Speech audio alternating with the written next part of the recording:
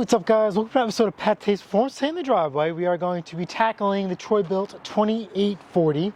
This has not been used in 2 years, and just because it hasn't been used in 2 years doesn't mean it should not be serviced.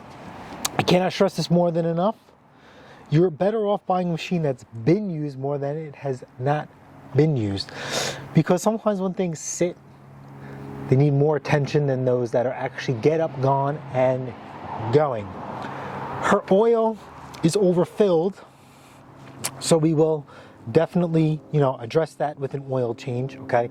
That is not the machine's fault. That is operator error. No big deal. Her tires are flat. We will air them up. That is not a major concern to have, because like I said before, right? Airing your tires on your car go flat, but you really never notice, because when you bring your car in for service, they air up the tires for you. So, have a few things laid out. I'm not clickbaiting you. Tune up on a snowblower is just that easy. In respect, we are not going to be touching the spark plug because it runs beautifully. So why touch something that doesn't need to be fixed? Okay, spark plugs have a bad reputation way back when in the day. Obviously, technology and quality has improved, so spark plugs do not go bad as often as they should. So we are going to leave that. This is very rare that you have to change a spark plug on a machine, especially here for Long Island, New York, when it comes to snowblowers. Not used a lot at all. Grease for these shafts, and we're going to open up the transmission, which will service the transmission. Okay, paint stick to set the skid shoe height, and of course, Royal Purple 5W30 synthetic oil. That is what we use here. We use nothing else, but please feel free to use whatever your heart and wallet desires. We use Royal Purple. Tons of fantastic information on Royal Purple. Bearing, wear, test, the whole nine. So yeah, Royal Purple, love you. And that's also Mrs. PATTAY'S Performance Survivor color. Every survivor has a color. Purple happens to be her color. So we're literally killing two birds with one stone. It makes it easier to persuade her. So Royal Purple can be purchased at $9.99 a quart, give or take a little. We buy in bulk, so we get it a little bit cheaper. Nonetheless, if you are new here, welcome to the channel. This snowblower was provided by a fellow neighbor. She does snow removal on her own. She has a really nice single stage and this monster here, and it is here for some routine maintenance, and I'm going to modify the impeller for her. So these past couple of videos have been in reference to her and hopefully new snowblower owners and subscribers to you, like you. Excuse me, wow. So if you are new to the channel, there is a pretty nice introduction to owning a snowblower, single stage and two stage series, dedicated to her and people like her that own a snowblower for the first time. Okay, if you are a veteran or a seasoned snowblower owner, then as you guys know, things change over time. So you understand how to operate and start a machine, but there's a difference between engine to engine and how they position things and how things look. So if anything, take enjoyment in seeing stuff like that, how supply, demand, economics change things. And whether you believe it's good or bad, we must embrace change. So without further ado, let's get down and dirty and let's get this machine serviced.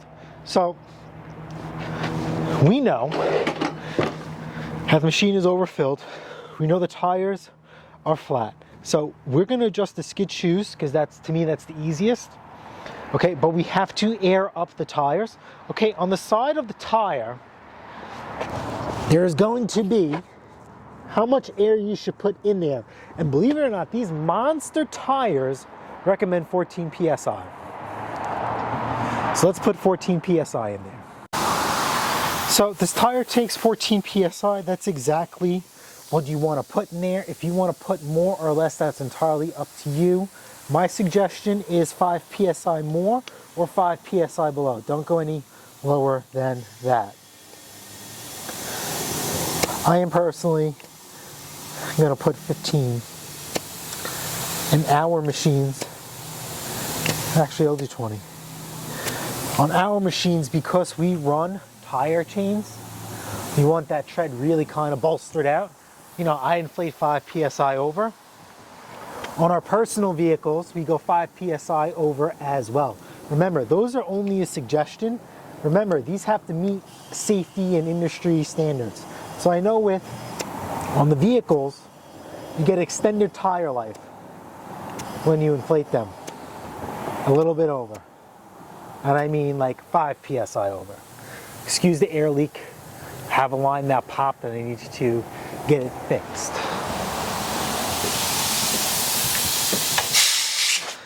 That wasn't bad. All right. That's done. So let's do what's next. We just deflated the tires. Let's adjust the skid chute height. It's very simple. And like I said, adjusting your skid chute height is going to save you a lot of headaches down the road. Just going to take a paint stick. That is what I use. And stick it there. Next step is we're going to get 2, look like 1/2 inch drive, and we'll crack open those skid shoes. So with the paint stick obviously in the middle, you can see that there is a gap. So that means this is riding on the scraper bar. Like I said, 1/2 inch. See how it just dropped?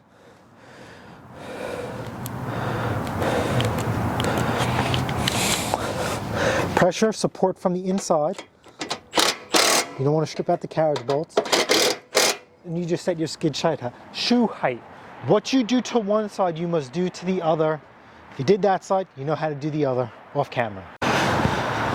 All right, so the next step is, this is the greasiest part of the job. Hint, hint, is where I actually grease the machine. Now I like to grease 2 points of the machine. Okay, even if she wasn't here for a tune-up, I would have done just this step alone by itself, because I guarantee this machine will be back here. And this should be part of a tune-up anyway. I'm gonna pull these tires.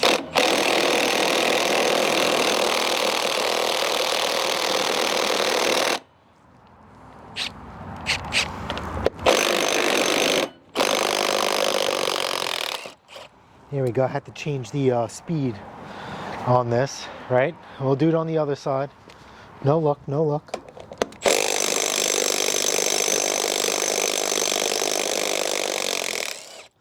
All right, uniformity. Alrighty. We'll put that in here and we will pull our tires off. And these came out really, really nice and easy. Look at that. Then we were going to hit the belly pan. Don't worry, that is the oil. Remember when we said it was overfilled? 1, 2, 3, 4. Okay, remember 3H driver 10mm. Zip this right off.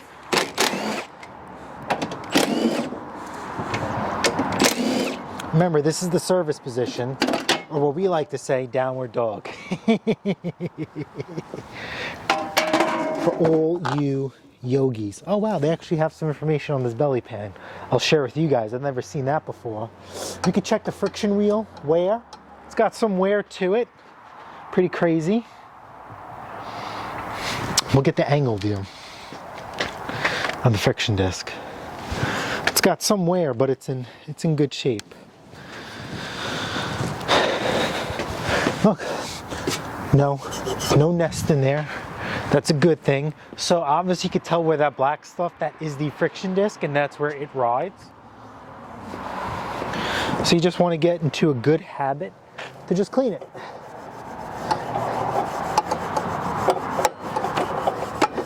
What I like to do is you just get some brake clean, give it a spritz, and just get that rubber out. If you don't, it's not the end of the world. Some people say it adds traction.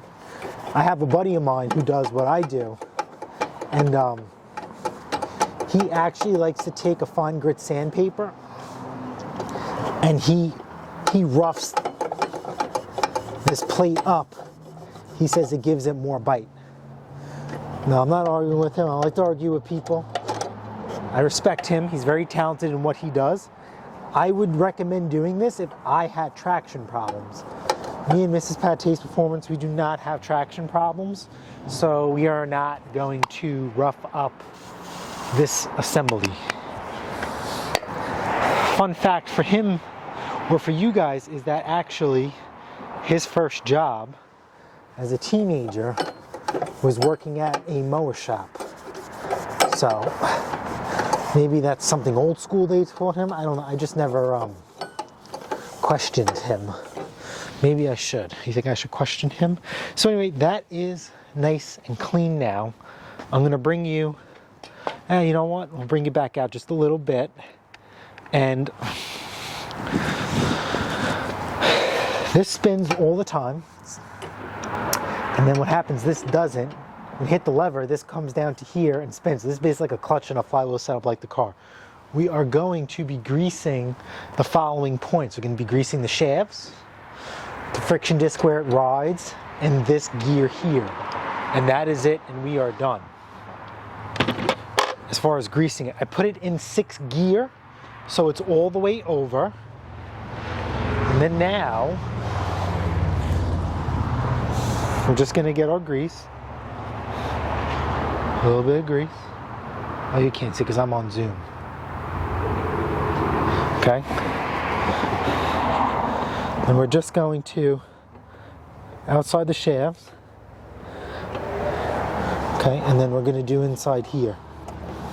See what I'm doing here? This is exactly what you're doing to the shaft, and see how I'm spinning it? You don't want to put too much on here, right? Because if that gets on here, whoops, if that grease gets on there, then you're going to have the slippery surface and things are not going to spin. So I'm just spinning this gear, and I want the grease to get inside these gears.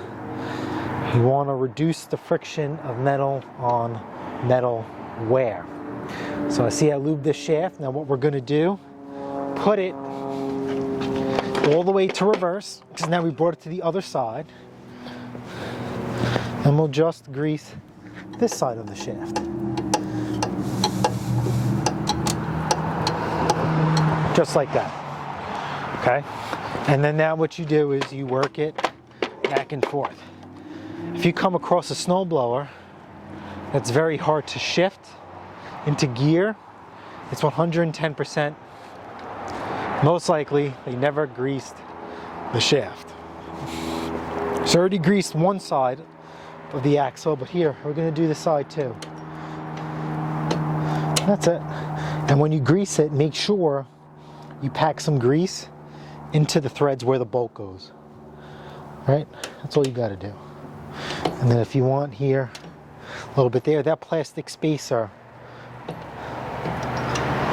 will never rust to this shaft, but more lube, the merrier. See, slide that in. We'll work it in. Right? Be generous with this stuff. I can't stress this more than enough. Be generous, especially when it comes to the wheel shafts. Inside the thing, no, don't be so generous. Just make sure there's lube. We're done with that. Like I said, nice and easy, right guys? What do you think? Nice and easy? Not the end of the world. We'll put our wheel back on.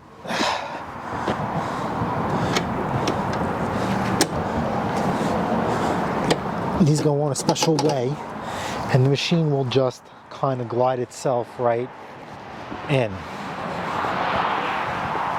Here we go. We're going to do one side off camera. Come on, use mechanical instinct. What works for one side will work with the other. Let me get those nice and in. I do not like having the bolt pull the shaft through. I like to get them nice and tight. So here we go. We're just going to start this by hand. This is very, very important. Like so. And I got to do the other side too. I'm a little bit of a time crunch today. I know you shouldn't be rushing, but Steve's Small Engine Saloon, who we met, we click. He is doing a live stream with Donnie Boy, and Donnie Boy has some channel history in the sense that Donnie Boy taught me how to fix my first snowblower and tune it up in the home line. And essentially, Donnie Boy started all of this. I just took it a little step further.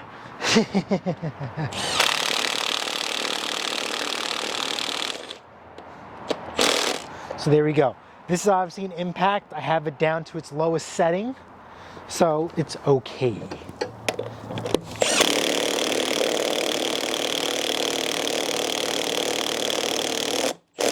We're not tightening lug nuts on a car. We are tightening wheels on a snowblower. Alrighty, next step is we're going to put our belly pan back together. Okay, also while you're inside here, check the belts. No cracks, no frays. We are good to go. I gotta tuck this in. This goes inside this little slot here. Tuck this in through there. And we are good to go. So let me just show you something, and then we will secure these bolts. Well, actually, I'll secure these bolts, and then I will show you something, because I think this is pretty cool and unique. I haven't seen this in quite some time.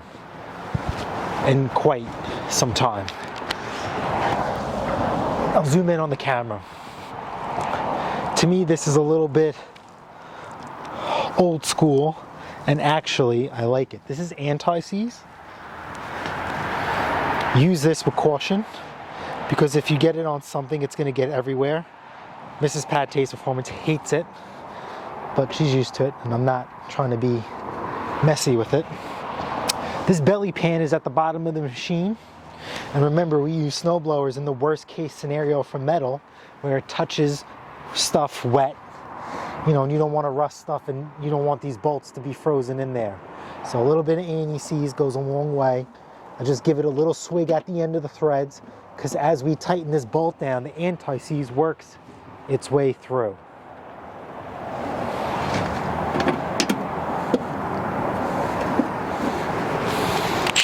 Remember, same thing.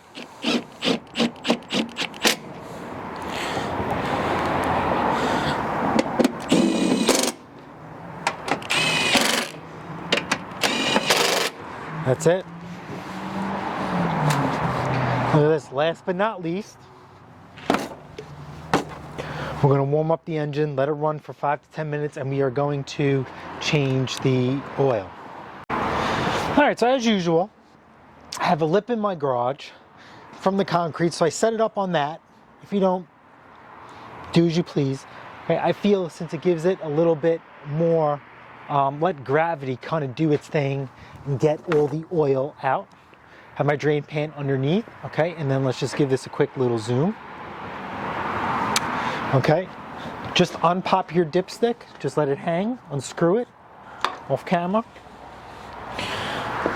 Right, and then 10 millimeter. There we go, you heard that crack? And that's it, that's all you have to do.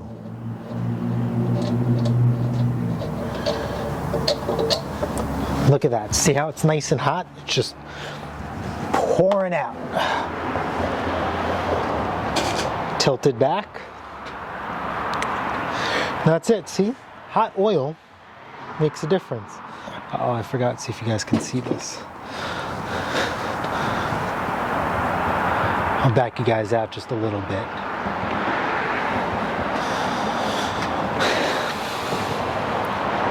"28 ounces of oil this calls for." There is a lot more than 28 ounces of oil That is fine. It is not gas. I sniffed it, I smelt it, I tasted it. No gas in this oil. Don't taste oil. It's a joke. It's a joke. It's a joke.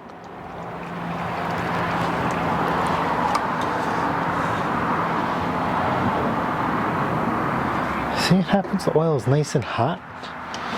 Can't get any quicker than that. Now, if you had gas in the oil, do not run the machine, drain it out immediately. If that happens, I flush out your oil. I have cheap oil for that. Put the cheap oil in there. Well, first of all, drain out the mixed oil, right? Do not run it, drain it out. It's gonna take a little bit, but since it's diluted with gas, it should come out pretty easy, okay? Then put it back all together, clean the carburetor, because, excuse me, clean the carburetor because that's how gas got in there in the first place. Carburetor is gummed up and hung up the float pole.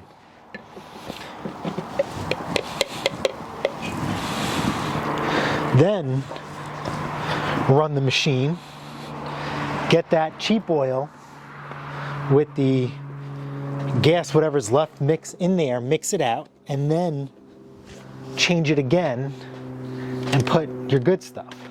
So obviously we're here at the Home Depot cup. This reads up to 24 ounces. So I'm just going to do 20 and then 8. Because it doesn't read 4s. All right, and we're just gonna go all the way up top to the engine over here. Yep. And give you a nice little fresh royal purple goodness.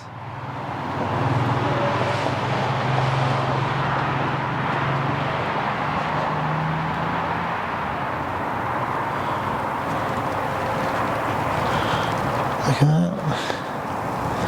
Okay, 20 ounces down the hatch.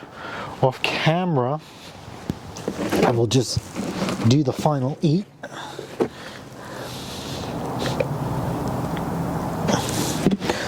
And then slam it home.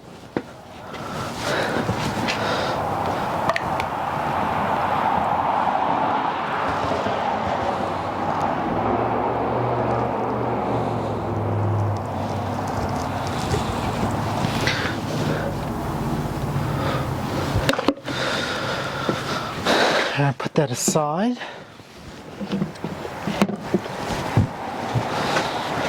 We will put our dipstick back in. You guys are in my way. Excuse you.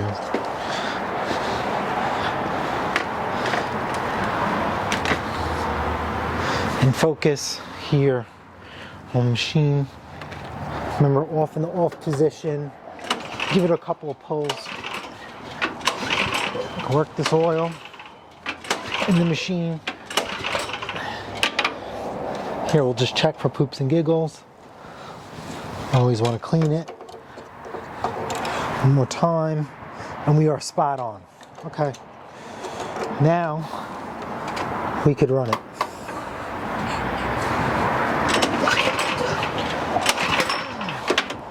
Take the choke off because the engine's still hot.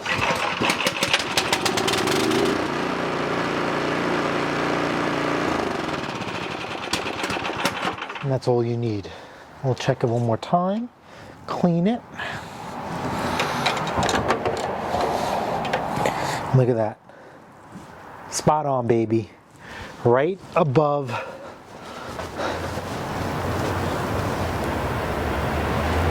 the H mark. That's exactly where you want it. Here, I'll clean this off. See that right here? Right to there is exactly where you need it to be. And one last final step that we need to do.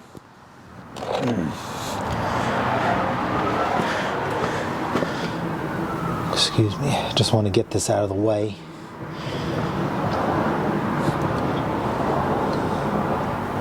Oh, so in case you guys want to know, by trade, I am a union heavy-duty diesel mechanic. So that is basically, I bring all, oops, a little bit of overflow. That is where I bring all my waste oil and gas and whatnot to work, and I dispose of it in a eco-friendly manner.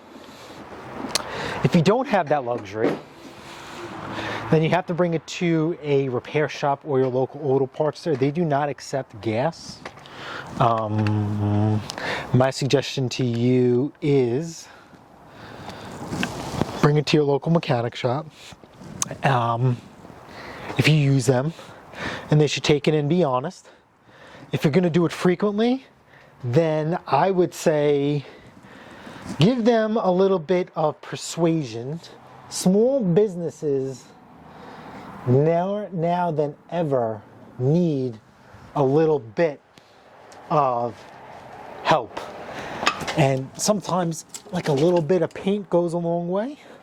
A little bit of generosity and respect is the same thing as well. Whether you want to buy them lunch, I don't know if you can buy people lunch during COVID, or on a hot summer day, a case of Gatorade at Costco is cheap. You know, that's how much if you're going to bring them fluids at that volume. Alrighty. Oh, next thing I want to do is, just because there are no grease fittings on this machine, okay, all we have is just these spacers and shear pins. What I like to do is at these joints just spray some lube into these joints, into the shear pins, and that's really all you can do. If you want to be a fanatic and pull them out and spin them, you really don't have to do that. These spacers here keep them from touching. You will be fine. You know that you know that they're loose when you could wiggle it like this. If you can't wiggle it, then you know they're frozen in. As far as lubricating points on the rest of the machine, okay, I'm not a fan of white lithium grease. Okay, a lot of this stuff is basically plastic, and we're talking about your cable here and here and here. There's no need to touch any of this at all. At least I feel that personally. If things were more metal, like the Arians with the rods and stuff like that, you don't have to lubricate any of these cables. I mean, the worst case scenario is there's little wheels at the bottom. If you want to do those at the bottom of the machine, just give them, you know, quick spritz. I mean, that's about it. That's about it. I do not like lithium grease. You guys know I like my finish on my machines. White lithium grease will leave a haze, and I can't stand when I get machines from other people and they had it serviced at a shop and the thing is like covered in white lithium grease. Just let it go. Just let it go. I think it's like, I understand. I just feel it's a little, you know, distasteful. You bring them back and your machine looks like a, you know what, I can't say it. Kid-friendly channel. To me, it doesn't look right. That's just me. All right, and that's it. And this tune-up is basically done. If you want to go ahead and replace your spark plug, that's entirely up to you. I will put the spark plug in there for you. Like I said, this machine fires right up. Why bother even touching it?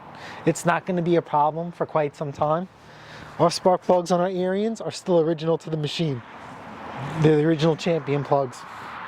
15, 20 years old. And I probably, last time I checked the gap was 2 years ago, because that's when we had snow. All right, so leave it be. All right, guys, we're done here. Just tuned up our snowblower.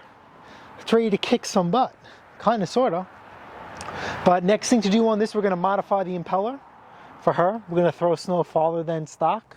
We are not going to get clogged up so easily with the heavy, wet, slushy snow found most likely at the end of the driveway, or later on as snow tapers off, it turns into rain here. It has that tendency here on Long Island. And the only way to combat that is modifying the impeller. Another tip and trick to do before, we're not going to do it now because we still have to finish the machine and work on it, is that before you go to blow snow, hey, listen, tomorrow we're getting a storm, right? I'll tell you exactly what I do. PAM WD-40, that's right, PAM. If you don't have anything oil-based, PAM. PAM. Spray the inside of the chute and coat everything inside here. Oil and water don't mix. So that is a great thing to do. I do that the day before of a storm, and then when I'm about to blow snow, cover the machine again, wait a couple of minutes as the machine warms up, and you give it a rip. Now, I actually have Arian Snow Jet here. And I'll be honest with you, I bought it just because. And I really didn't notice a significant difference between the Snow Jet spray and regular stuff. There is an expensive wax to put on, spray-on wax. It's like $22 a can. That is something we're thinking about doing just because, to show you guys. A couple of guys at work, there was a recall on a tractor, and part of the recall was spraying this wax. I think it's cavity wax. And they realized that this stuff was amazing, and they took the leftovers home. That recall is over, and so is the cavity wax, so we're gonna have to pony up and squeeze me for 25 bucks a can. Times that by 12 machines. Because what we do to one, we must do to all. That's how we do it here. So I hope you guys, found this helpful, nice and easy. I mean, listen, if you do it yourself, you're saving yourself a lot of money. You know it's done right. You do it here in the driveway. You don't have to transport your machine somewhere or pay someone to transport your machine. Cheap insurance. The list can go on and on and on of why you should try and tackle this yourself. It's easy enough. We needed a 10 millimeter 3/8 and a 1/2 inch. That's it. It's pretty simple. Handful of tools, handful of supplies, and you're ready to go for the next season. Okay, as far as adjusting belts, these machines do not have a belt adjustment. I am having a video coming out. It's already should have been out, but this series will take preference because I'm catering to Kristen and other people like her. That there is a hack I'm going to show you guys, a little secret. Right, we're talking about Steve Small Engine Saloons. I kind of feel like him making this video, showing you guys a little hack and tick and trip that I do to make these machines adjustable. And that applies to all your MTD main machines. Craftsman, Troy Bilt, yard machines, Yardman, Husky, whatever. Can't keep track of them all at this point. All right, so hopefully you guys found this video helpful, informative, or not. Something I missed, as always, drop it in the comments. You know what? Tell me what type of oil you guys use. You guys know I've been using Royal Purple for way before I saw the channel. I've been on YouTube, what, 2 years now? Yeah, we just passed 2 years. 2 years, Royal Purple, no point in changing. You stick to with what works. I like it. I like it. I wish it was, I like to clean every machine that I service. It just sucks in the winter, our water's off, so I'm just, all this little dust. Really make this beauty shine. All right, guys, tell me what you guys think. If you have a Troy Bilt, I know a couple of you guys have Troy Bilts. How long have you had it? Like it, love it, hate it? Would you buy another one? Would you sell it? Use my methods and get an Arians? All right, guys, smash the like button, smash that subscribe button. Guess what?